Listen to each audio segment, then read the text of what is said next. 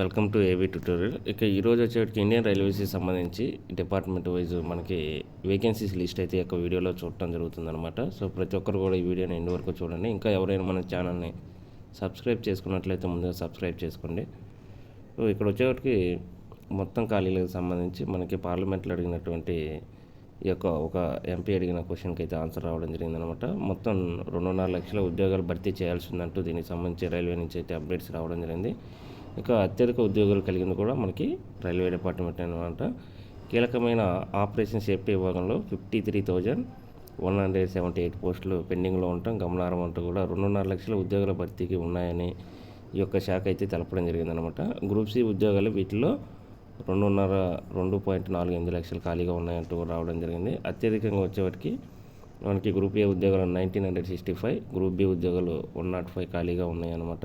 ఇక northern railway జోన్లో 32,000 పోస్టులు ఖాళీగా ఉండగా అత్యల్పంగా సౌత్లో వచ్చేప్పటికి మనకి 4,897 ఉద్యోగాలు ఖాళీగా ఉన్నాయన్నమాట. ఇంకా భద్రతా కేటగిరీకి సంబంధించి ఖాళీలు అయితే 177,924 ఉన్నాయన్నమాట.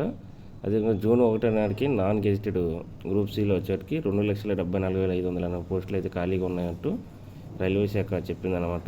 ఇక 8.4 లక్షల భర్తీ చేసినట్లు వివరించింది ఈ యొక్క గవర్నమెంట్ వచ్చిన తర్వాత. భద్రత కేటగిరీలో వచ్చేవాటికి మనకి ప్రధానంగా లోకో పైలట్, ట్రాక్ తనిఖీలు ఈ యొక్క చేసి ఎవరైతే ఉంటారో పాయింట్స్మెన్గా ఉండి ఎలక్ట్రీషియన్లు, ఇంజనీర్లు, సిగ్నల్ అసిస్టెంట్లు, ఇంజనీర్లు, ట్రైన్ మేనేజర్లు, స్టేషన్ మాస్టర్లు, టికెట్ కలెక్టర్లు వంటి పోస్టులు అయితే ఉన్నాయన్నమాట.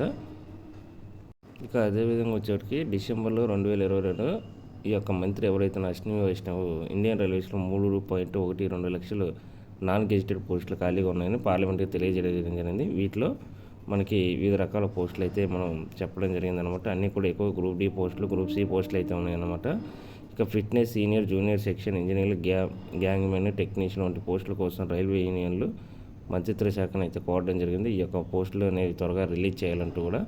అదేవిధంగా ఈ యొక్క 2023 అక్టోబర్ నాటికి దాదాపు 1.52 లక్షల ఉద్యోగాలు భర్తీ చేయాలని లక్ష్యంగా పెట్టుకుంది. సో మనకైతే త్వరలోనే ఏవైతే ఉన్నాయో ఇక్కడ ప్రధానంగా చూసుకున్నట్లయితే సిఆర్పిఎఫ్ కానీ, ఈ యొక్క రైల్వే ప్రొటెక్షన్ ఫోర్స్ కానివ్వండి, అదేవిధంగా లోకో పైలట్లకు సంబంధించి ఇవి వీలైన త్వరగా ఈ యొక్క ఇయర్ ఎండింగ్ లోపు వస్తున్నాయంటూ కూడా దీనికి సంబంధించి అప్డేట్స్ అయితే రావడం జరిగింది. ఎందుకంటే రీసెంట్గా జరిగినటువంటి ఈ యొక్క ఒరిస్సాలో ఘటన కానివ్వండి, కొన్ని రైల్వే ప్రమాదాలను దృష్టిలో ఉంచుకొని ముందుగా వీటిని ఫిల్ చేయడం జరుగుతుంది. తర్వాత group C, group D notification అయితే రాబోతున్నాయంటూ కూడా మనకి అప్డేట్స్ వస్తున్నాయి అనమాట.